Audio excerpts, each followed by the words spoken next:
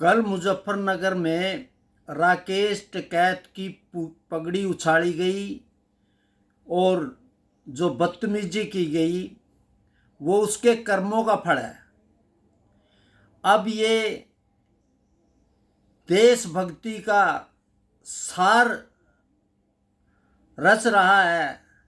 वो नरेश टिकैत और राकेश टिकैत ने देश के खिलाफ जो बदतमीजी की, जो शब्द किए, उन्हीं का परिणाम था। मुजफ्फरनगर में उनके साथ जो बदतमीजी की गई है उसका परिणाम है।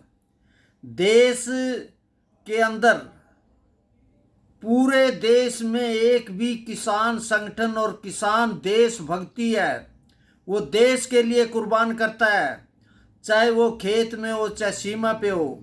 और नरेश टिकैत वो शब्द को भूल गया जब इसने कहा कि पाकिस्तान का अधिकार है पानी का, हमारे बुजुर्गों ने ये संधि की और ये संधि गलत है। राकेश टिकैत ने जब जवाब दिया कि बाप की अगर हत्या होगी तो सबसे ज़्यादा बेटे पे आरोप होगा और हमारे घर में ही चोर है, इसने सरेआम देश को कटघरे में किया।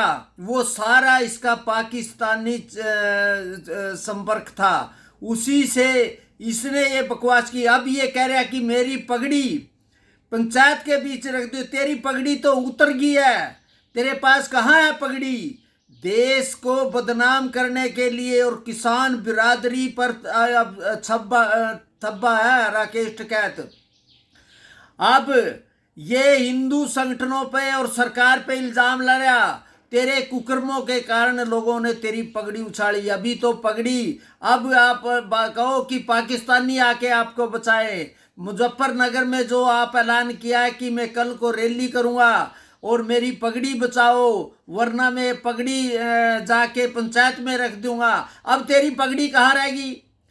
देश के लिए मरने वाला किसान, देश पे कुर्बान होने वाला किसान और किसान का चोगा पहनकर सरेआम ये पाकिस्तान की पक्ष ले रहा और जो 26 हमारे निर्दोषों की हत्या की, तब तो ये राकेश टिकैत को देश की पगड़ी की याद नहीं आई।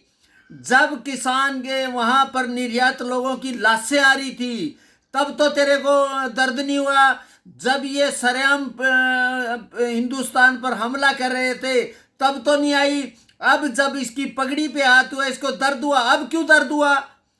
राकेश टिकैत और टिकैत परिवार को ये तो सिर्फ पगड़ी उड़ी, वहां तो लोगों की हत्याएं की, गर्दन काटी गई, तब तो तेरे को दर्द नहीं हुआ। अब कह रहा मेरी पगड़ी उछाल दी। ये पगड़ी लोगों ने पहनाई थी और वो उतार दी गई। धब्बा है महेंद्र सिंह टिकैत पर, राकेश टिकैत और नरेश टिकैत। ये देश में हर बार इसने एक बयान दिया था कि संसद में जाके सभी संसदों को बंधक बनाऊंगा, मार पिटाई करूंगा। उसके बाद इसने ऐलान किया था कि सभी किसानों को की आग लगाएंगे फसलों में। नरेश टिकैत ने भी समय समय पर देश के खिलाफ और आपको पता है ये करोड़ों की संपत्ति कहां से आई। मेरी मांग है सीबीआई और आईबी से इसकी जांच की जाए, इसकी संपत्ति का पता चले कि इसके पास कैसे हुए। 11 बीघे का किसान महेंद्र सिंह टिकैत आज करोड़ों की संपत्ति का मालिक हो गया।